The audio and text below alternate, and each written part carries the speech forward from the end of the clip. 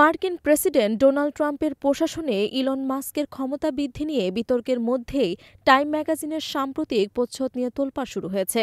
ম্যাগাজিনের প্রচ্ছদে Elon মাস্ককে white house রেজুলার ডেস্কের পেছনে বসানো হয়েছে। এই প্রচ্ছদ ট্রাম্পকে ক্ষুব্ধ করতে পারে বলে মনে করছেন রাজনৈতিক বিশ্লেষকরা। প্রকাশিত প্রতিবেদনে বলা হয়েছে, ট্রাম্প প্রশাসনের ডিপার্টমেন্ট অব গভর্নমেন্ট ইফিসিয়েন্সির প্রধান হিসেবে মাস্ককে যে নজিরবিহীন ক্ষমতা দেওয়া হয়েছে তা এখন আদালতে মামলার কারণে কিছুটা ব্যাহত হয়েছে।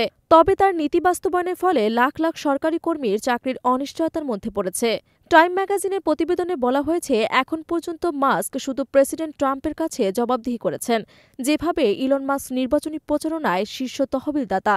মাস্ককে সরাসরি প্রশাসনের সংস্কারের জন্য পূর্ণ স্বাধীনতা দিয়েছেন ট্রাম্প, তবে হোয়াইট হাউস এ বিষয়ে কোনো মন্তব্য করতে রাজি হয়নি। টাইমের প্রচ্ছদে মাস্কের উপস্থিতি ট্রাম্পের জন্য অস্বস্তিকর হতে পারে, কারণ তিনি বরাবরই এই ম্যাগাজিনের কভার পেজকে সম্মানের প্রতীক হিসেবে দেখেন। 2024 সালে পারসন অফ দ্য ইয়ার নির্বাচিত হওয়া ট্রাম্প ইতোপূর্বে তার নিজের নামে একটি জাল টাইম ম্যাগাজিনের প্রচ্ছদ বানানোর জন্য সমালোচিত হয়েছিলেন।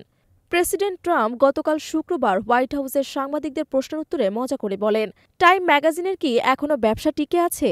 আমি জানতাম না। টাইমের কভার কোনো উচ্চপদস্থ প্রশাসনিক ব্যক্তিত্বকে ট্রাম্পের ছায়ার বাইরে আলাদাভাবে উপস্থাপন করা ঘটনা এটি প্রথম নয়। 2017 সালে ম্যাগাজিনের প্রচ্ছদে তৎকালীন প্রধান কৌশলবিদ স্টিভ ব্যাননকে দ্য গ্রেট ম্যানিপুলেটর হিসেবে দেখানো হয়েছিল। পরবর্তীতে ব্যানারের জনপ্রিয়তা বেড়ে গেলে ট্রাম্পের সঙ্গে তার সম্পর্কের অবনতি ঘটে এবং শেষ পর্যন্ত তাকে প্রশাসন থেকে সরিয়ে দেওয়া হয়। এদিকে মাস্ক তার নিজস্ব সোশ্যাল মিডিয়া প্ল্যাটফর্ম এক্সে এই বিষয়টি নিয়ে কোনো মন্তব্য করেননি।